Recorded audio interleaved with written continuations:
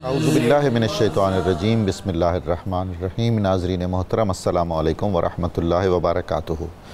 92 news channel के programme सुबह नूर में आपका मेज़बान ग़ुलाम मोइनुद्दीन निज़ामी अपने साथियों समेत हाज़िर खिदमत है।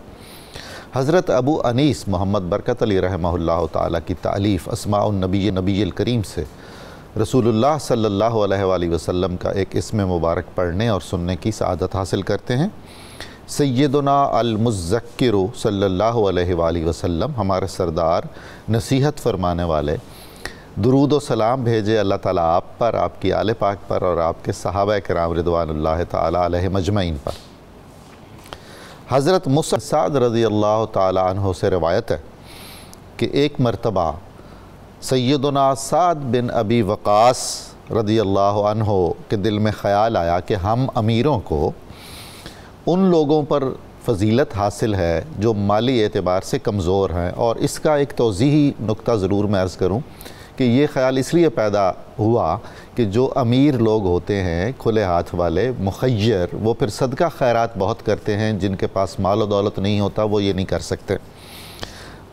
जब ये ख़याल आया और इसका ज़िक्र हुआ तो हुज़ूर नबी करीम सल्लल्लाहु अलैहि वसल्लम ने इरशाद फरमाया, याद रखो तुम्हारे कमज़ोर और ज़ईफ़ लोगों के वसीले से ही तुम्हें नुसरत अता की जाती है और उनके वसीले से ही तुम्हें रिज़्क़ दिया जाता है। ये हदीस शरीफ बुखारी में और नसाई में मौजूद है। नाज़रीन मुकर्रम, हमारा आज का मौजू सरताज औलिया हज़रत ज़ुन्नून मिस्री रहमतुल्लाह अलैह की शख्सियत, अफ़कार, तालीमात और उनके उन असरात के बारे में है जो उन्होंने तारीख़ तसव्वुफ़ पर और फ़िक्रियात तसव्वुफ़ पर मुरतब फ़रमाए। हमारी कोशिश होगी कि ये बहुत ही रिवायती और रस्मी किस्म की गुफ्तगू ना हो और वाक़अतन इसमें कुछ इल्मी तौर पर और रूहानी तौर पर कुछ नई बातें सामने आ सकें। आपका इसमें गिरामी सोबान है और आपके वालिद माजिद का इसमें गिरामी इब्राहीम है। ये एक इलाका है नौबा, मिस्र के जुनूब में, सूडान का इलाका है बुनियादी तौर पर। वहाँ के रहने वाले थे। हज़रत ज़ुन्नून के 3 भाई और 1 बहन की शहादत मिलती है हमें, अगरचे उनके तफसीली हालात नहीं मिलते। ये बताया जाता है कि शुरू ही से ये बच्चे मुख्तलिफ़ थे और रूहानियत की तरफ इनका मैलान था। उसके बाद इन्होंने सैर व सियाहत शुरू की और बहुत ही मशाइख की ज़ियारत की, उलमाए किराम की ज़ियारत की और आहिस्ता आहिस्ता आहिस्ता इतना रंग चढ़ता गया इन पर अल्लाह की मोहब्बत का और इश्क़ रसूल का और दुनिया को दिल में न बसाने का कि हमेशा इनका नाम तारीख़ तसव्वुफ़ में जगमगाने लगा। हम अपने उलमा से पूछेंगे और सुनेंगे कि कैसे कैसे अकाबिर उलमा से इन्होंने इस्तिफ़ादा किया और फिर इनके शागिर्दों और खुलफ़ा में कैसे कैसे अकाबिर मौजूद हैं।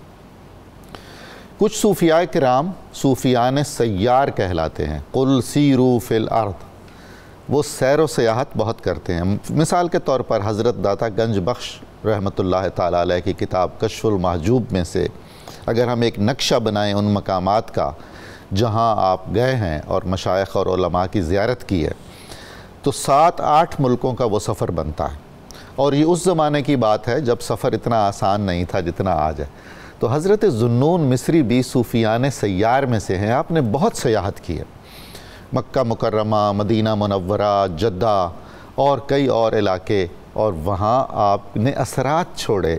आपके अफ़कार और तालीमात और नज़रियात आपके शागिर्दों और खुलफ़ा के ज़रिए उन इलाकों में इवन अब तक मौजूद है।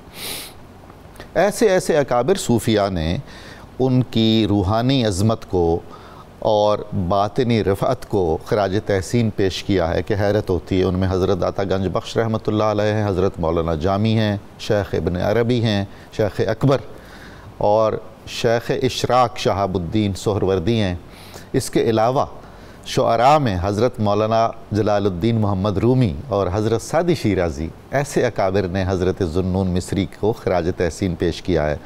आपके मिजाज में एक वालहानापन था इश्क़ इलाही का और हुब्ब इलाही का। आपकी मुनाजातें इरफ़ानी अदब का शाहकार हैं और ये मुनाजातें ऐसी हैं कि कहीं कहीं उनमें हज़रत मंसूर हल्लाज की मुनाजातों का रंग झलकता है, कहीं हज़रत राबिया की मुनाजातों का रंग झलकता है और बहुत ही ज़्यादा असर अंगेज़ है। اور بہت سارے صوفی سلاسل میں آپ کی مناجات بطور ذکر اور بطور ورد بھی پڑھی جاتی ہیں۔ آج اس اہم موضوع پر گفتگو کرنے کے لیے ہمارے تشریف فرما ہیں محترم ڈاکٹر شبیر احمد جامی صاحب، بہت گرامی قدر ڈاکٹر طاہر حمید تنولی صاحب، بہت ہی محترم محمد زبیر صاحب۔ میں آپ کا شکریہ ادا کرتا ہوں آپ کی تشریف آوری کا۔ یقیناً آپ کی موجودگی سے ہمارے اس موضوع کا کسی قدر حق ادا ہو سکے گا۔ ڈاکٹر جامی صاحب، حضرت کا ذوالنون مصری کا جو بلند مرتبہ ہے تصوف میں، اور اکابر نے جو انہیں خراج تحسین پیش کیا ہے، سراہا ہے، کیسی محبت سے ارشاد فرمائی۔ بسم اللہ الرحمن الرحیم۔ اللہ تعالیٰ کا ایک نظام قدرت اور نظام رحمت ہوتا ہے جس کے مطابق شخصیات آتی رہتی ہیں۔ اللہ تعالیٰ نے دین اسلام کے اندر جو 3 رنگ بہت واضح رکھے ہیں نا، ایک تو رنگ ہے جس کو ہم کہتے ہیں عقیدہ، ایمانیات جی۔ دوسرا اس کے اندر جو رنگ ہے جس کو ہم کہتے ہیں احکامات، فقہ۔ واہ۔ اور تیسرا اس کے اندر رنگ ہے جس کو ہم کہتے ہیں اخلاقیات۔ آہا، سبحان اللہ۔ تو لگتا یہ ہے کہ ان تینوں علوم کے اعتبار سے اللہ نے خاص شخصیات کو متعین فرما رکھا ہے۔ ان شخصیات میں جن شخصیات کو امام ہونے کا، رجحان ساز ہونے کا اور مقتدا بننے کا موقع ملا، ان میں حضرت ذوالنون مصری رحمۃ اللہ علیہ کا نام بہت نمایاں آتا ہے۔ بے شک۔ تو آپ کے ہاں حصول علم کا بھی بہت زیادہ غلبہ نظر آتا ہے۔ اس کے علاوہ علماء کی صحبت کے ساتھ ساتھ آپ روحانی طور پر بہت باریک مزاج آدمی ہیں۔ جی۔ محققین نے لکھا ہے کہ تصوف جب ابتدائی حدود میں مرتب و مدون ہو رہا تھا تو تصوف بنیادی طور پر قبلہ نظامی صاحب کیا چیز ہے؟ قرآن و حدیث کی وہ تعلیمات جو عبادات کی روحانی تاثیرات کو بیان کرتی ہیں، اس جگہ پر صوفیہ نے پہرا دیا ہے۔ سبحان اللہ۔ یعنی عبادت یہ ہے اور اس عبادت کا روحانی اثر یہ ہے، ایمان یہ ہے اور اس ایمان کا اثر یہ ہے۔ جی۔ اس جگہوں پر آپ نے دیکھا تو آپ کے بارے میں جو جملہ کہا گیا، 3 رجحان بہت زیادہ ڈیولپ ہوئے۔ پہلا رجحان تھا علم کے ساتھ معرفت۔ وہ آپ کے بارے میں کہا جاتا ہے کہ معرفت کی طرف منظم دھیان، اور اس اپروچ میں سب سے زیادہ حصہ جس شخصیت نے ڈالا ان کو کہتے ہیں حضرت ذوالنون مصری رحمۃ اللہ علیہ۔ اس کے بعد تصوف کے باب میں محبت الہیہ میں جو فنا کی کیفیت ہے، اللہ اکبر، اس میں حصہ ڈالا حضرت بایزید بسطامی رحمۃ اللہ علیہ نے۔ اس کے بعد ہمارے ہاں تزکیہ اور مجاہدہ نفس کی بحثوں میں حارث محاسبی اور جنید بغدادی نے قواعد متعین کی۔ واہ واہ واہ۔ تو اگرچہ یہ تینوں قواعد بالواسطہ آپس میں ریلیٹڈ ضرور ہیں، لیکن بہرحال چونکہ مہارت کی بات ہوتی ہے تو آپ کے بارے میں جو لقب داتا صاحب نے لکھا، سفینہ تحقیق۔ اللہ اکبر۔ یعنی خود حقیقت آشنا نہیں بلکہ ان کی صحبت میں جو بھی آیا وہ بھی حقیقت آشنا ہوا۔ سبحان اللہ۔ اب کوئی کہہ سکتے ہیں جناب یہ حقیقت کیا ہوتی ہے؟ تو ذرا تصوف کی 4 اصطلاحیں بابا فرید صاحب رحمۃ اللہ علیہ سے پوچھا گیا، حضرت یہ فرمائیں شریعت کیا ہوتی ہے، طریقت کیا ہوتی ہے، معرفت کیا ہوتی ہے اور حقیقت کیا ہوتی ہے؟ تو آپ نے پوچھا کہ آپ نے کبھی بادام دیکھا ہے؟ تو اس نے کہا جی دیکھا ہے۔ تو آپ نے کہا اس کے اوپر جو سخت چھلکا ہے نا، یہ ہے شریعت۔ واہ۔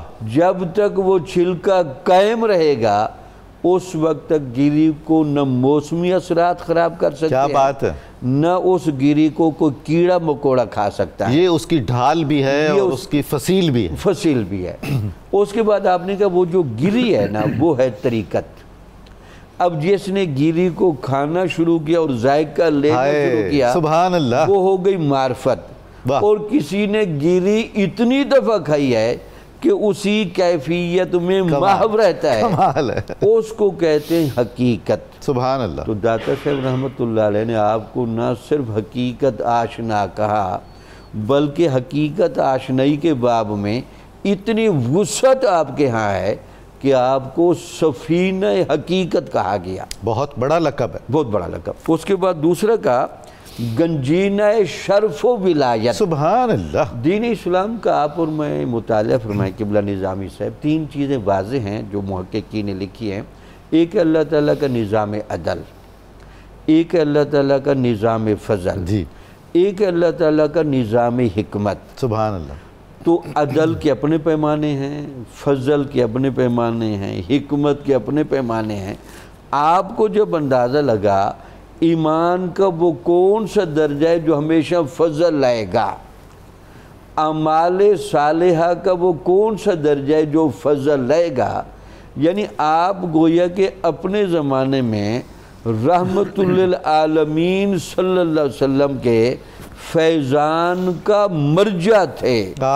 یعنی آپ کو دیکھ کر فضل کا، رحمت کا ایک حضور سمجھ یہ آ جاتی تھی۔ تو روح شیخ ابن عربی بول رہی ہے، جنہوں نے فتوحات مکیہ کی جلد اول میں لکھا ہے کہ حضرت ذوالنون مصری وارث علوم پیغمبر بھی ہیں اور وارث اسرار پیغمبر بھی ہیں۔ کمال ہے بھائی، بالکل ٹھیک۔ یعنی آپ کو یہ ایک شرف ملا تو کہ آپ نے رحمت اور فضل کی وہ تمام چیزیں وہ اپنے وجود پر طاری کی، کمال ہے، اور اس کے بعد اس کے فیضان کو بہت زیادہ عام کیا۔ ماشاءاللہ۔ اس کے بعد آپ کے بارے میں جو بڑی گہری باتیں کی جاتی ہیں وہ یہ تھا کہ آپ کے ہاں وسعت بہت زیادہ ہے۔ جی، یعنی آپ نے جو ایک اخفاء کا طریقہ رکھا نا، عام طور پر عبادات میں جو سب سے بڑا نقص آتے ہیں نا وہ دو ہیں، یا تو نفس کی مداخلت عبادت کو خراب کرتی ہے، یا عبادت کی وجہ سے آنے والا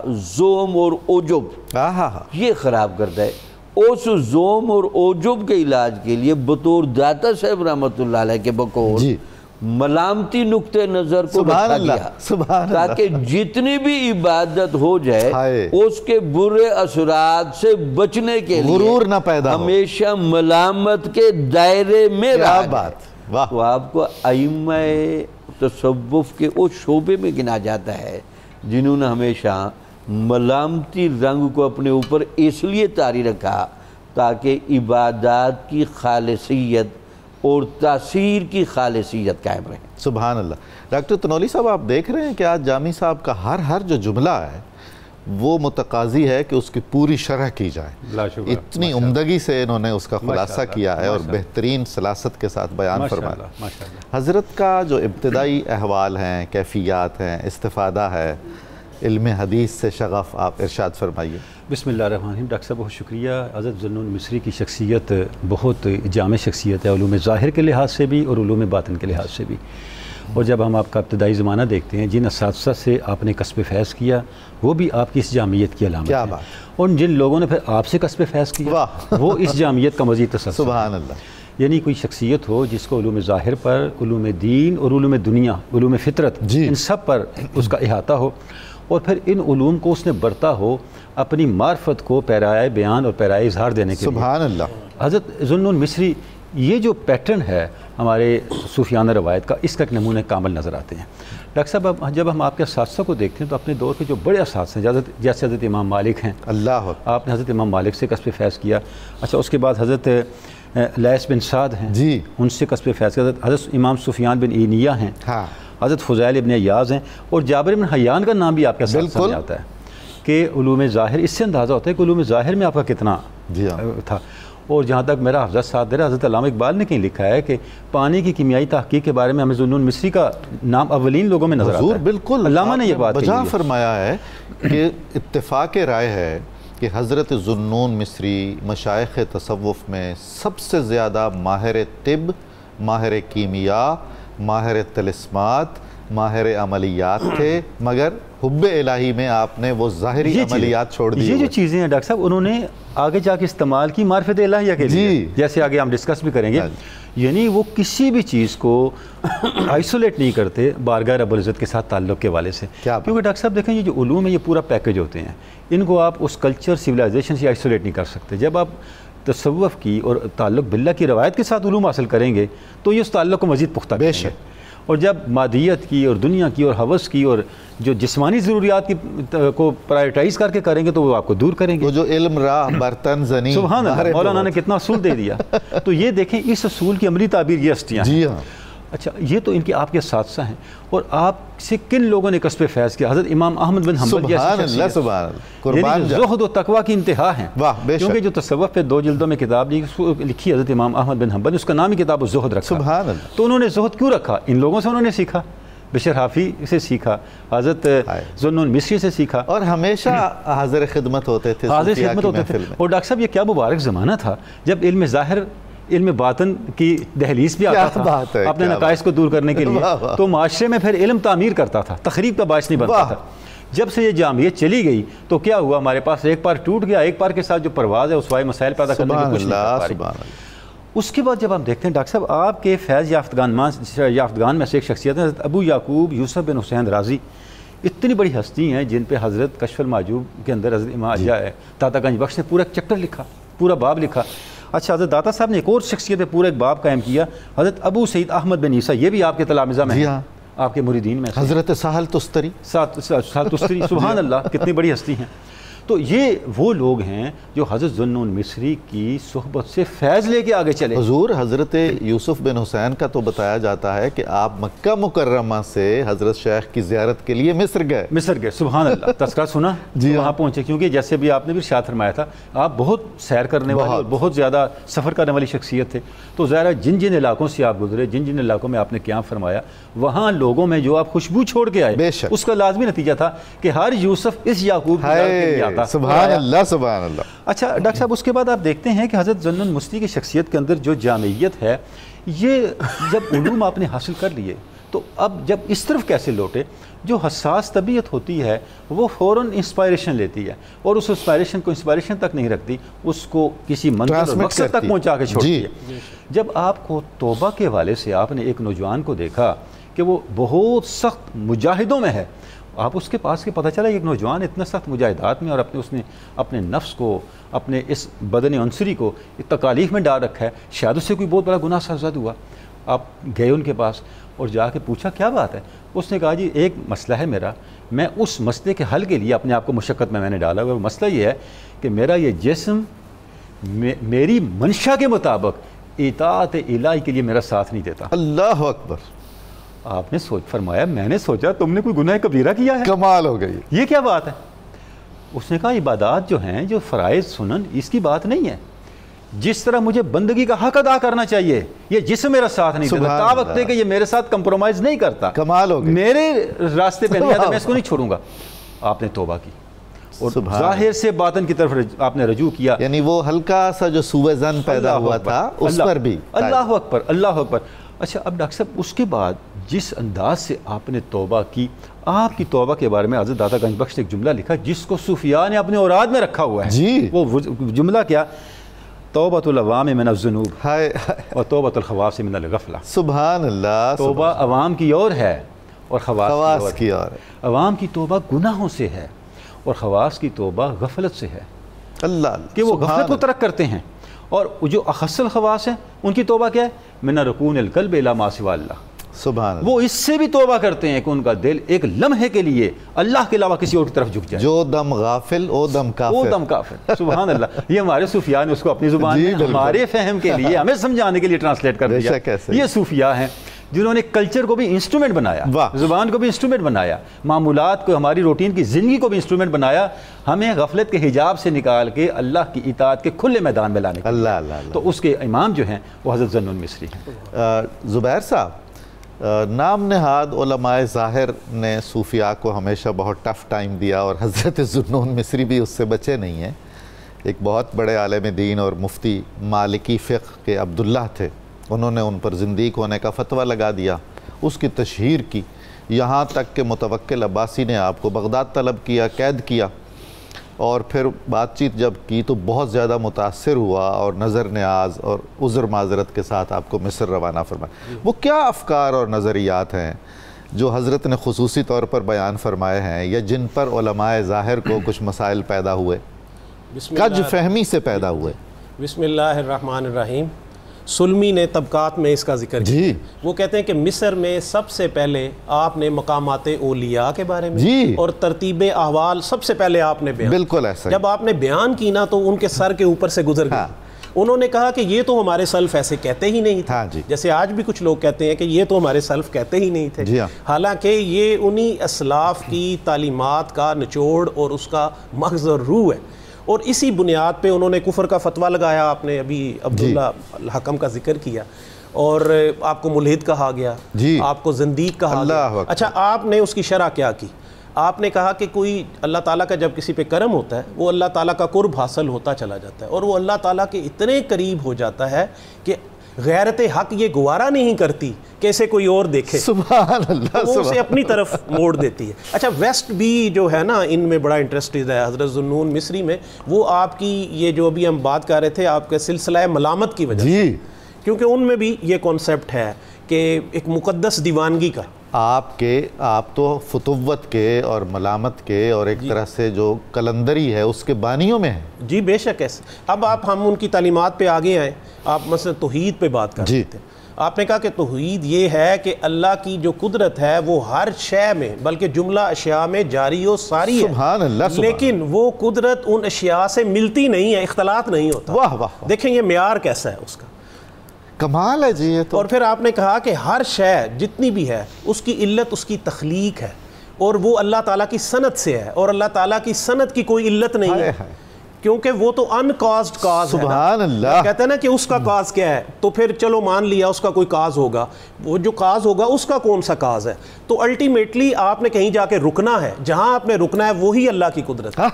واہ واہ واہ. تو یہ کیسے ظالم لوگ ہیں جو صوفیاء کو مطعون کرتے رہتے ہیں. وہ میرا خیال ہے کہ یہ سطحیت کی وجہ سے, یہ بالکل سطحیت, ان کے اندر وہ پروفنڈٹی وہ ڈیپتھ نہیں ہے جو صوفیاء کے اندر ہے. آپ جو فرما رہے تھے مقامات تصوف یا صوفیاء کے مقامات, حضرت مولانا جامی نے بھی اشارہ فرمایا ہے نا کہ یہ چیزیں مرتب تو بعد میں ہوئیں حضرت شیخ عبداللہ انصاری وغیرہ سے, لیکن اس کی ابتدائی جھلکیاں واقعی حضرت ذوالنون مصری کے ہاں ہیں, اور آپ کثرت سے اس کا بیان فرماتے تھے. جی, پھر اس سے آگے چلا حضرت جنید بغدادی نے پھر آپ سے استفادہ کیا. بالکل. پھر انہوں نے تو باقاعدہ اصطلاحات سازی کر دی, بنیاد آپ نے رکھی تھی, اور پھر اس کی عمارت کو حضرت جنید بغدادی مرتب کرنے والوں میں انہوں نے کیا. پھر آپ نے کچھ چیزوں کا بتایا کہ ہماری جو بنیاد ہے تصوف والوں کی وہ کس چیز پہ ہونا چاہیے, ان کا دار و مدار. وہ کہتے ہیں کہ اللہ کی محبت پہ ہونا چاہیے, دنیا سے بغض پہ ہونا چاہیے, قرآن کی تابع فرمانی سے ہونا چاہیے, اور اس ڈر سے ہونا چاہیے کہ جو ہمارے احوال ہیں اس میں تبدیلی واقعہ نہ ہو جائے. اچھا, یہ صوفیاء کو بڑا تقوی اور بڑا ڈر رہتا ہے, اور ربنا لا تزغ قلوبنا بعد اذ ہدیتنا, کہ جب ہم ہدایت پہ آ گئے ہیں تو پھر ہم کہیں ریورس نہ ہو جائے. اچھا, یہ صوفیاء کو اس کا بڑا ہی ڈر رہتا ہے. اچھا, پھر آپ نے وہ چونکہ بات کی کہ لوگ صوفیاء کو اولیاء کو کچھ لوگ تو خبطی شمار کرتے ہیں, تو ایک ایسا ہی شخص آپ کے پاس آیا, اس نے کہا جی یہ تو مجھے لگتا ہے کہ سیدھا سیدھا آپ اسلام ہے اس پہ عمل کریں, آپ بڑی گہرائی کی باتیں کرتے ہیں, مجھے تو خبطی لگتے ہیں. تو آپ نے اپنی انگشتری دی اور کہا وہ فلاں بھٹیار ہے, اس کے پاس جا کے اس کو فروخت کر, اس سے قیمت لگوا. اور پھر کسی سونار اور جوہری کے پاس بھی جانا. اور وہ جب اس کے پاس گیا, بھٹیارے نے کہا کہ یہ تو کہہ رہا ہے 1 دینار کا, یہ تو آدھے دینار کا بھی نہیں ہے. تو آپ پھر جوہری کے پاس گئے تو اس نے کہا کہ یہ تو 1000 دینار کی انگشتری ہے. آپ کے پاس واپس آئے تو آپ نے کہا کہ بالکل اسی طرح سے علماء ظاہر اور علماء سو قدر نہیں کرتے علماء حق کی اور اولیاء اللہ کی, جیسے بٹیارے نے انگشتری کی قدر نہیں کی. حضور وہ کیسی خوبصورت ضرب المثل ہے فارسی کی, قدر زر زرگر شناسد قدر جوہر جوہری. ماشاءاللہ, کیا بات ہے. اچھا, حضرت مولانا روم نے بڑی پیاری اس بارے میں کہا ہے. وہ فرماتے ہیں کہ جو ترازو ہے نا, اس سے ہم پہاڑ کو نہیں تول سکتے. سبحان اللہ. اصل میں ہم نے اپنی تکڑیاں اور ترازو پکڑی ہوئی ہیں اور اس میں چیزوں کو تولتے رہتے ہیں, اور پھر ہمیں وہ مسئلہ آتا ہے. بے شک. اچھا, پھر آپ کا جو دین کے ساتھ شغف تھا, جو آپ کو جو فقہ میں عبور تھی اور حدیث میں تھی, طب کا آپ نے ذکر کیا, کیمیا کا آپ نے ذکر کیا. آپ دیکھیں کچھ ایسی مرویات ہیں جو آپ نے حضرت ابو ہریرہ تک جاتی ہیں اس میں ترک میں، اور حضرت عبداللہ بن عمر تک بھی جاتی ہیں، اور اس میں وہ بڑی مشہور وہ آپ نے روایت سنی ہوگی کہ جو دنیا ہے وہ سجن المومن جنت الکافر، وہ آپ کی روایت ہے، آپ نے اس کو روایت کی۔ اچھا وہ بڑا زبردست مسنون وظیفہ ہے جو رسول کریم صلی اللہ علیہ وسلم نے بتایا تھا، لا الہ الا اللہ المالک الحق المبین، اسے 100 دفعہ پڑھیں تو کشائش رزق کے لیے اور جنت کے حصول کے لیے یہ اکسیر ہے۔ اور پھر وہ سبحان اللہ و بحمدہ ہی کہ اگر 100 دفعہ اس کو پڑھیں تو اگر سمندر کی جھاگ کے برابر بھی گناہ ہوں گے تو وہ معاف ہو جائیں گے۔ حضور والا آپ نے حضرت شیخ کے محدث ہونے کی بات کی ہے، ہاں جی، میں نے بہت ہی زیادہ اپنے حد تک تحقیق کرنے کی کوشش کی ہے۔ جن معاصرین نے آپ کے علم حدیث کا ذکر کیا ہے ان میں سے صرف ایک شخص ہیں جو کہتے ہیں کہ ذوالنون مصری کی روایت حدیث کمزور ہے، اور وہ بزرگ وہ ہیں جن کی نظر میں ہر کوئی کمزور ہے۔ جی ٹھیک، 99% نے آپ کے ثقہ ہونے کا، مضبوط محدث ہونے کا اعتراف کیا ہے۔ بے شک اس میں کوئی شک نہیں۔ اچھا پھر ہم نے وہ جو اعتراض کیونکہ صوفیاء پہ کرتے ہیں تو آپ نے فرمایا کہ جو صوفی ہوتا ہے نا اس کا کلام ہی بیان حق ہوتا ہے، بیان حقائق اور معارف ہوتا ہے، وہ تو جھوٹ بولتا ہی نہیں ہے، وہ تو حقائق کا بیان کرتا ہے۔ اور انہوں نے کہا کہ اگر وہ خاموش رہے، اس کی خاموشی اور اس کا جو سکوت ہے نا اس سے بھی زبان حال سے پکار کے اس کا پورا وجود کہہ رہا ہوتا ہے کہ اس نے قطع علائق کی، یعنی فقر اس سے ٹپکتا ہے۔ تو یہ تو وہ کستوری حضور کیا ہے جو خاموش بھی ہو اور پتہ نہ چل رہا ہو۔ جی بے شک، جی بالکل ایسے ہی۔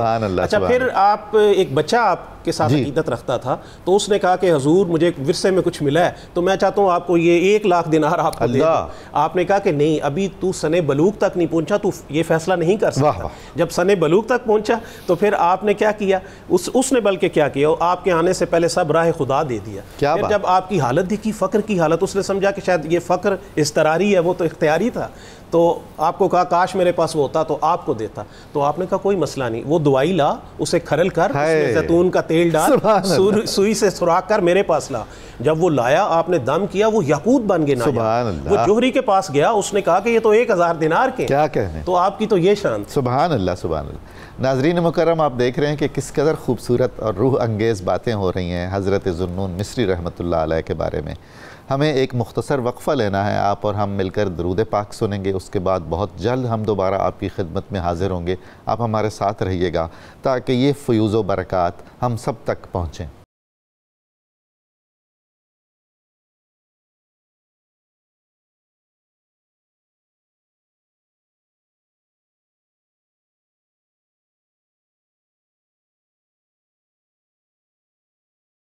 السلام علیکم ناظرین، اپنے پسندیدہ پروگرام صبح نور میں دوبارہ خوش آمدید۔ ہم گفتگو کر رہے ہیں تاریخ تصوف کی ایک عظیم المرتبت شخصیت حضرت ذوالنون مصری رحمۃ اللہ تعالی علیہ کے بارے میں، جن کے اثرات، بہت گہرے اثرات آج تک مختلف سلاسل طریقت میں موجود ہیں، اور ہر سلسلہ طریقت کا صوفی ان کے سامنے، ان کی عظمت کے سامنے سر نیاز خم کرتا ہے۔ محترم جامی صاحب، حضرت ذوالنون کے جو اسفار ہیں، آپ کا انداز تربیت ہے، اور جو آپ کی محفل میں آتے تھے، کیا شان ہے، بتائیے ذرا۔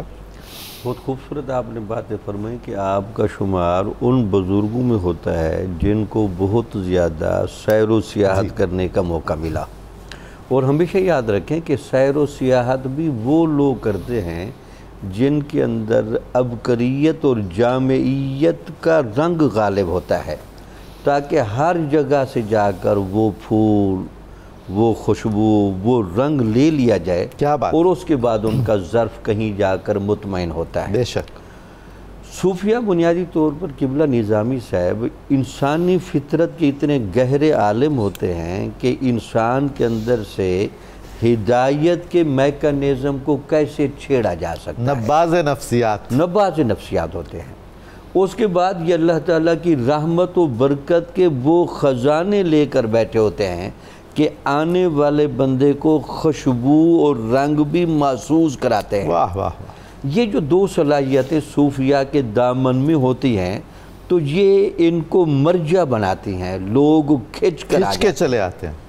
تو ویسے حضور نبی اکرم صلی اللہ علیہ وسلم نے نہیں فرمایا کہ میری امت میں کچھ لوگ ایسے ہوں گے کہ ان کو دیکھ کر خدا یاد آئے گا؟ بے شک بے شک۔ اس کی بنیادی وجہ یہ ہوگی کہ انہوں نے ان چیزوں پر محنت کر کے ایسے اثرات اور ایسی کیفیات کو جذب کر لیا ہوگا کہ ان کا انسان ہونا بعد میں نظر آتا ہے، منتخب ہونا پہلے نظر آتا ہے۔ اللہ کی نشانیاں ہیں، اللہ کی نشانیاں ہوتی ہیں۔ تو آپ سے پوچھا گیا کہ حضرت آپ نے سیر و سیاحت بھی بڑی کی، بڑے بڑے لوگ بھی متاثر کیے، کوئی آپ اپنا ہی پسندیدہ واقعہ سنیں؟ اچھا۔ تو آپ نے ہونا کہ 30 سالہ مجاہدے کے نتیجے میں ایک شہزادے کو میں نے متاثر کر لیا۔ اچھا۔ تو آپ سے پوچھا گیا کہ ہوا کس طرح؟ تو آپ نے کہا جی میں بیٹھا گفتگو کر رہا تھا کہ یار اپنے سے بڑے کے ساتھ لڑائی مول نہیں لینی چاہیے، ہمیشہ جب بھی لڑنا چاہیے اپنے سے کمزور سے لڑنا چاہیے۔ وہ ایک شہزادہ جا رہا تھا گھوڑے پر سوار کر، وہ رک گیا، اس نے کہا یہ آپ کیا بات کر رہے ہیں کہ اپنے سے بڑے کے ساتھ اپنے سے طاقتور کے ساتھ نہ لڑیں۔ تو جب وہ آیا قریب تو آپ نے فرمایا کہ اللہ تعالیٰ سب سے زیادہ طاقتور ہے، اللہ تعالیٰ کی نافرمانی کر کے اس کے ساتھ لڑا نہیں جا سکتا، اس کے قانون عذاب کی گرپ میں بندہ آ جاتا ہے۔ اللہ اکبر۔ یہ بات سن کر وہ حیران رہ گیا، ان کا جی اتنی سادہ لفظوں میں، آسان لفظوں میں اور پر تاثیر لفظوں میں آج کسی نے مجھے بات نہیں کی، آپ نے تو بہت بڑی بات کر دی۔ آپ یہ بتائیں کہ اللہ تعالیٰ کے ساتھ جو صلح ہے یا مطابعت ہے یا حکم ماننے کی کیفیت ہے وہ کیا ہے؟ تو آپ نے فرمایا کہ 2 چیزیں ہیں، ایک تو یہ ہے کہ اپنے نفس اور خواہشات پر قابو پا لیا جائے اور اس بنیاد پر اللہ کے حکم کی طرف بڑھا جائے۔ دوسری صورت یہ ہے کہ نئی محبت اور جنون کو اپنے اوپر سوار کر لیا جائے اور محبت الہی کے رستے سے آیا جائے۔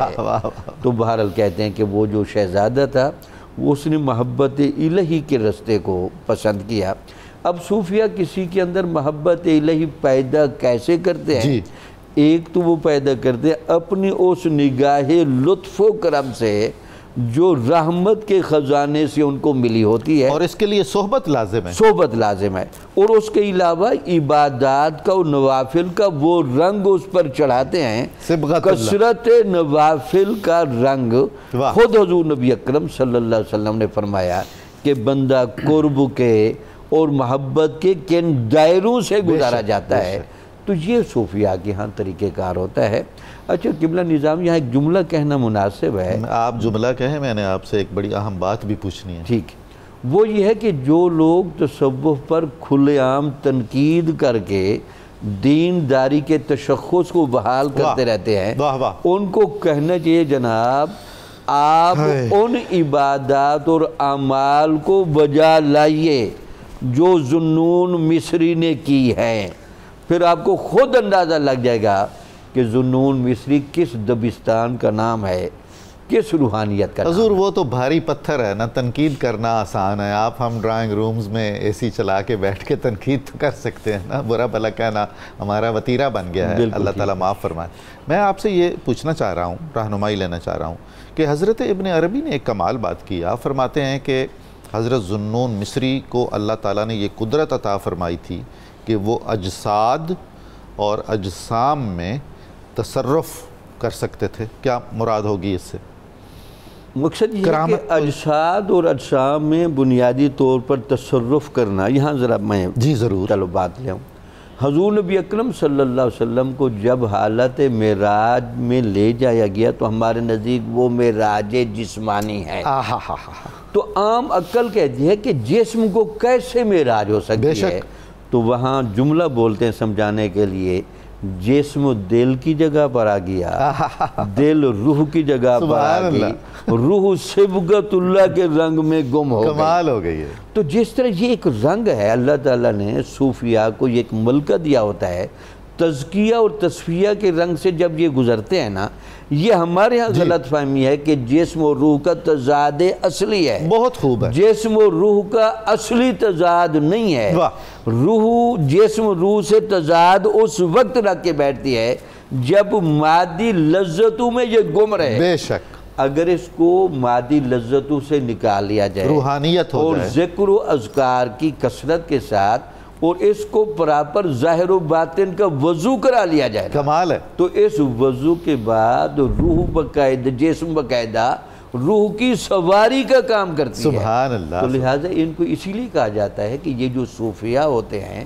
ان کے جسم چونکہ رکاوٹ نہیں بنتے، لطیف ہو چکے، اس لیے یہ لوگ آنے والے لوگوں کے دل و روح میں جو اللہ نے وہ توحید کی الستو بربکم کا داعیہ رکھا ہے اس کو منٹوں میں ابھار دیتے ہیں. کیا بات. تو اسی منٹوں میں بندے کے باطن کے جذبے کو ابھار کر اس پر طاری کر دینا، اس کو کہتے ہیں تصرف کر. سبحان اللہ سبحان اللہ سبحان اللہ. ڈاکٹر تنولی صاحب، حضرت ذو النون مصری کا اخلاق و کردار، آپ کی عوام دوستی، گھل مل کر رہنا، آپ کی سخاوت، دریا دلی، فیاضی، عفو و درگزر، ارشاد کیجیے.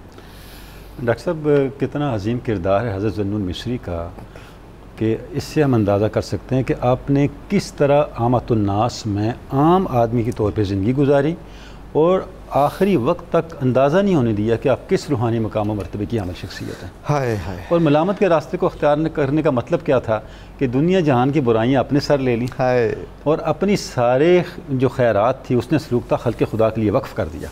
خنجر چلے کسی پہ تڑپتے ہیں ہم امیر، سارے جہاں کا درد ہمارے جگر میں. یعنی ایک ایسا پیکر نظر آتا ہے حضرت ذو النون مصری کی. کمال ہے حضور.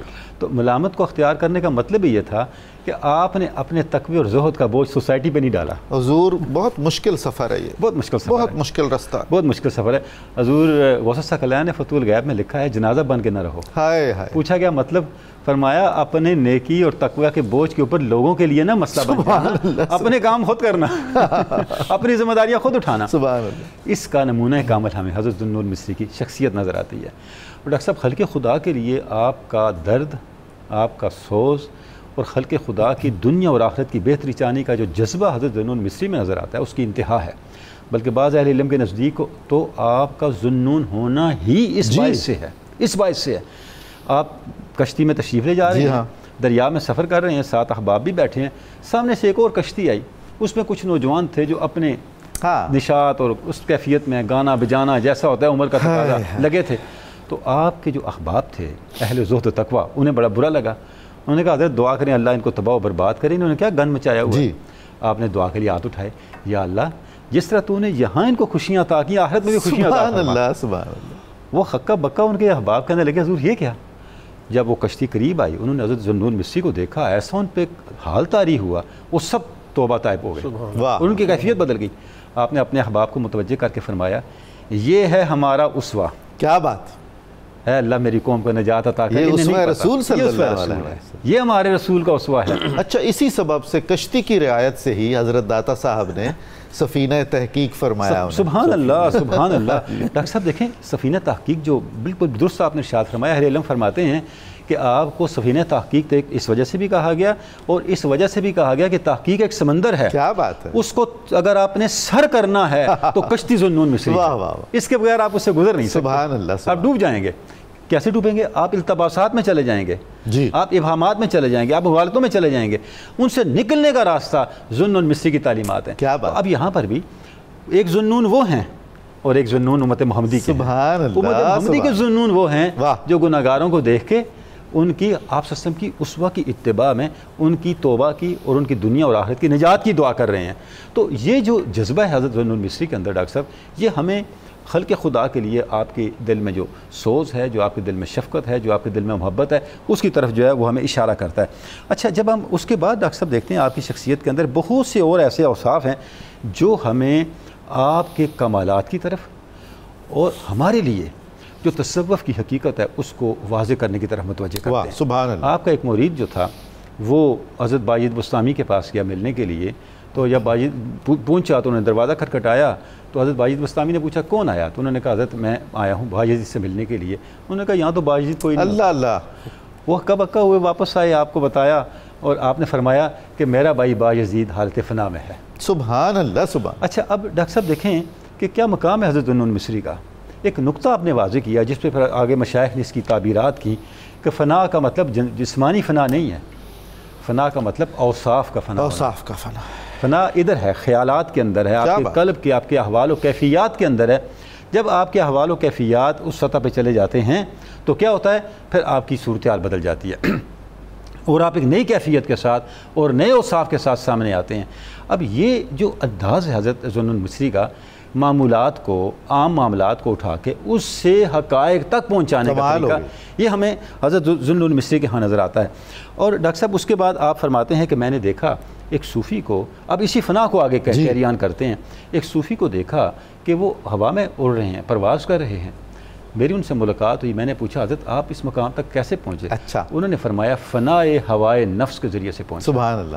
مطلب یہ ہوا کہ ہمارے اوپر جس چیز نے جال ڈال رکھا ہے وہ ہماری اپنی ہوائے نفس ہے، جس نے ہمیں مقید کر رکھا ہے، جس نے ہماری پرواز کو روک رکھا ہے۔ اب تو چاروں طرف سے ہم اس قید خانے میں بلا شبہ اس قید خانے میں ہیں، چونکہ ہم نکلنا نہیں چاہتے نا، اس سے بڑا قید خانہ ہماری اپنی منشا ہے، ہماری اپنی رضا ہے، ہم ادھر ہی رہنا چاہتے ہیں۔ تو اب یہ جو اس سے جب میں نکلا تو میرے لیے پرواز مشکل نہیں رہی، میرے لیے پرواز آسان ہو گئی۔ تو فقر کو، درویشی کو اور اس کی حکمت کو اور اس کے اثرات کو اور اس کو اٹھا کر کے جو حقائق کائنات ہے ان کی تفہیم تک لے کے آنا اور اس کو اپنے معمولات میں لے کے آنا، اپنی زندگی کو اس کے ساتھ کمپیٹیبل کر لینا، یہ جو چیز ہے یہ ہمیں حضرت ذوالنون مصری کے ہاں بدرجہ کمال نظر آتی ہے۔ وہ جو ایک عجیب توازن ہے حضرت کے ہاں حقوق اللہ میں اور حقوق العباد کی بجا آوری میں، وہ بھی خود ایک کرامت ہے۔ ڈاکٹر صاحب دیکھیں یہ اسی وقت ممکن ہے جب آپ معرفت کی اعلیٰ منزلوں پہ ہوتے ہوئے بھی اس معرفت کے زوم میں نہ چلے جائیں، کیونکہ جو حقیقی معرفت ہے، جیسے آپ نے ایک جگہ ارشاد فرمایا کبھی بھی معرفت کا دعویٰ نہ کرو، اللہ معرفت کا فہم ملا ہے اس کو اپنی ذات پہ نافذ کرنے کی کوشش کرو۔ سبحان اللہ۔ جس شخص کا، جس ہستی کا فہم یہ ہو، جس کی اپروچ یہ ہو، جس کا ویژن یہ ہو، وہاں توازن ختم نہیں ہو سکتا۔ وہاں حقوق اللہ کے اندر، حقوق العباد کے اندر، دنیا اور آخرت کے اندر، ظاہر اور باطن کے اندر، اپنے معاملات کے اندر اور معاملات خلق کے اندر کبھی بھی توازن ختم نہیں ہو سکتا، کیونکہ جیسے جیسے وہ معرفت الہی آگے بڑھتی ہے خلق خدا کے بارے میں احتیاط بھی اتنی بڑھتی چلی جاتی ہے، بے شک وہ خلق خدا کے بارے میں بھی اتنا ہی محتاط ہوتا چلا جاتا ہے۔ یہ وجہ ہے کہ حضرت ذوالنون مصری کے ہاں درجہ کمال نظر آتا ہے اخلاق حسنہ۔ سبحان اللہ، سبحان اللہ۔ جناب زبیر صاحب، حضرت کا وصال، آپ کا مدفن اور آپ کے کیفیات، کچھ واقعات، ارشادات، آپ کے ارشادات خصوصاً آج بھی تصوف میں کوٹ ہوتے ہیں، ہر کتاب میں۔ جب آپ کا آخری وقت قریب تھا تو جو مریدین تھے، متوسلین تھے، عقیدت مندان تھے، تو انہوں نے پوچھا کہ کیا آپ کی کوئی خواہش ہے آخری؟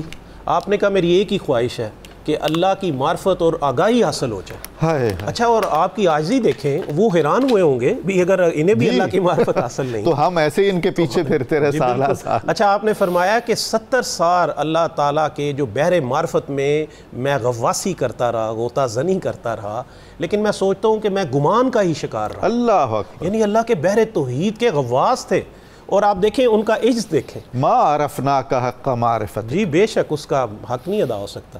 اچھا، پھر آپ سے جو آخری وقت میں جب انہوں نے کہا کہ مجھے اللہ کی معرفت اور بس آگاہی چاہیے، تو پھر انہوں نے پوچھا کہ کوئی اور آپ کی خواہش یا کوئی چیز، پھر آپ نے ایک شعر پڑھا، ٹھیک ہے، وہ شعر ہے الخوف امردنی والشوق احرقنی، کہ جو اللہ کا خوف ہے نا، اس کا تقوی ہے، وہ میرا مرض ہے، اور جو اللہ کی محبت ہے وہ میرا، اس نے مجھے جلا کے راکھ کر دی ہے اللہ کے شوق نے، اور جو اللہ کی محبت ہے اوفانی، اور وہ اللہ احیانی، اور اللہ نے مجھے زندہ کر دیا، زندہ مچھی کھا کے آپ بے ہوش ہو گئے، پھر آپ دوبارہ اٹھے تو وہ جو آپ کے شاگرد تھے یوسف بن حسین جو مرید خاص تھے، انہوں نے پھر آپ سے پوچھا کہ جی کوئی وصیت فرما دیں۔ آپ نے کہا میں اللہ کے احسانات میں گم ہوں، مجھے اسی میں گم رہنے دینا، وصیت کی تو نوبت ہی نہیں ہے۔ سبحان اللہ۔ تو پھر کہتے ہیں کہ جب آپ کا وصال ہوا اس رات 70 اولیاء کرام کو رسول کریم صلی اللہ علیہ وسلم نے اپنی زیارت سے مشرف فرمایا۔ سبحان اللہ۔ اور انہوں نے پوچھا کہ سرکار کیسے آمد ہوئی؟ فرمایا کہ میں جو اللہ کا دوست ہے نا ذوالنون مصری، میں اس کے استقبال کے لیے آیا۔ اور پھر جو آپ کا جنازہ ہوا، وہ جب آپ کے جنازے کو جی وجیز سے وہ مقام تھا وہاں سے لے کے، انہوں نے کہا کہ مصر میں لے کے جا رہے تھے تو رستے میں ایک پل تھا، تو یہ خطرہ پیدا ہو گیا کہ کہیں پل ٹوٹ نہ جائے، انہوں نے کہا کہ جلدی جلدی سے یہاں گزرے۔ اچھا، پھر پرندوں نے، بہت سخت دھوپ تھی تو پرندوں نے سایہ کر لیا۔ اچھا، پرندوں نے سایہ ہی نہیں صرف کیا بلکہ جب آپ کی تدفین ہوگی تو وہ آپ کی قبر کی مٹی کے ساتھ بھی لپٹ رہے تھے۔ کمال ہے۔ یعنی آپ دیکھیں کہ اللہ کے نیک بندے دنیا سے چلے گئے اور اللہ تعالیٰ اپنی مخلوق سے ان کا کتنا احترام کروا رہا ہے۔ حضور وہ جوہر عشق ہے جی بے شک، جو ان پرندوں کو بھی معلوم ہوا، اور آج ہم جو ذکر کر رہے ہیں یہ بھی اسی لیے کر رہے ہیں، جی وہی ایسے، کشش ہے۔ جی بے شک۔ اور کہتے ہیں کہ آخری وقت میں آپ کے چہرے پہ ایسے ایک روشنی کا لبکہ آیا اور ایسے لگا کہ آپ کے ماتھے پہ لکھا ہے ھذا حبیب اللہ، سبحان اللہ، سبحان ھذا حبیب اللہ، کہ یہ اللہ کے دوست ہیں، مات فی حب اللہ، اور یہ اللہ کی محبت میں مارے گئے ہیں۔ اچھا پھر آگے لکھا ہے وَھذا قتیل اللہ، یہ اللہ کے قتیل ہے، شہید ہے، اور من سیف اللہ، اللہ کی تلوار سے۔ اچھا، اور آپ نے صدق کو بھی اللہ کی تلوار کہا ہے۔ سبحان، آپ یہ کہتے ہیں کہ جو اخلاص ہے نا وہ صدق کے بغیر نہیں ملتا، جو صدق کی تلوار ہے وہ ہر چیز کو جب قطع کر دیتی ہے تو پھر اخلاص پیدا ہوتا ہے۔ حضور پھر وہ اخلاص والا رہتا بھی تو اکیلا ہی ہے نا۔ جی اکیلا ہی رہتا ہے۔ اچھا آپ نے یہ فرمایا ہے کہ اگر آپ کو حصول معرفت کا شوق ہو نا تو پھر معیار حضرت ابوبکر صدیق رضی اللہ کمال ہو گئی ہے۔ ان کا جو صدق تھا، جو انہوں نے اپنے دوست کے لیے اپنا سب کچھ قربان کر دیا اور اس کے ساتھ موافقت کر لی، تو انہوں نے کہا جب آپ حق کے ساتھ اس طرح سے موافقت کریں گے، میرے لیے اس طرح سے مخلص ہو جائیں گے تو پھر میرے دوست ہو جائیں گے۔ اب آپ نے ان کے وہ کہا کہ ارشادات، اس میں یہ ارشاد ہے آپ کا کہ اللہ کا دوست کون ہے، تو آپ نے فرمایا کہ اللہ کا دوست وہ ہے جو اپنے آپ کو اللہ کا مطیع کر لے۔ پھر آپ سے محبت کے بارے میں سوال ہوا تو آپ نے فرمایا کہ جس چیز سے اللہ محبت کرے اس سے تم محبت کرو، جو چیز اللہ کو ناپسند ہو، تب غزہ یب غزہ کے الفاظ ہیں، جو چیز اللہ کو ناپسند ہو اس کو ناپسند کرو، الحب للہ والبغض للہ۔ بے شک، اور پھر فرمایا کہ مومن کے ساتھ نرمی کرو اور کافر کے ساتھ سختی کرو۔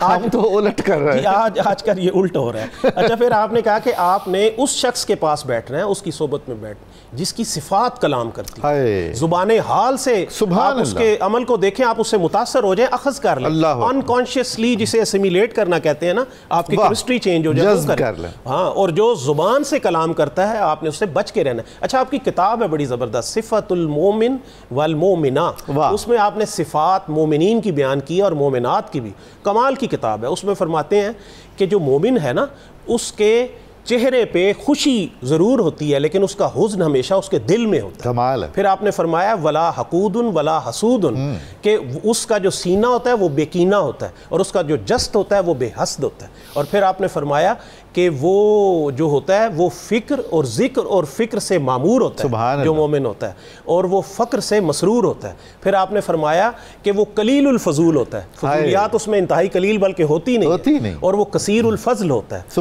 وہ صدوق اللسان ہوتا ہے، وہ سچ بولنے والا ہوتا ہے۔ اچھا پھر آپ نے فرمایا کہ معرفت جو ہے نا وہ مختلف چیزوں میں بتایا کہ آپ کن چیزوں میں نظر کریں تو آپ کو معرفت حاصل ہوگی۔ آپ نے فرمایا کہ امور میں نظر کرنے سے آپ کو معرفت، کہ اللہ تعالیٰ کتنے حسن تدبیر سے اپنے امور کو چلا رہا ہے۔ اچھا پھر آپ نے فرمایا کہ مقادیر میں نظر کرنے سے، کہ آپ دیکھیں کہ اللہ تعالیٰ کس طرح مقدر، کس طرح مقرر کیا، جب اس پہ غور کریں گے تو آپ کو اللہ کی معرفت حاصل ہو جائے گی۔ اچھا اس طرح سے آپ نے کہا کہ خلائق میں نظر کرنے سے، کہ اللہ تعالیٰ نے ان چیزوں کو پیدا کیا ہے تو آپ اس سے متاثر ہوں گے۔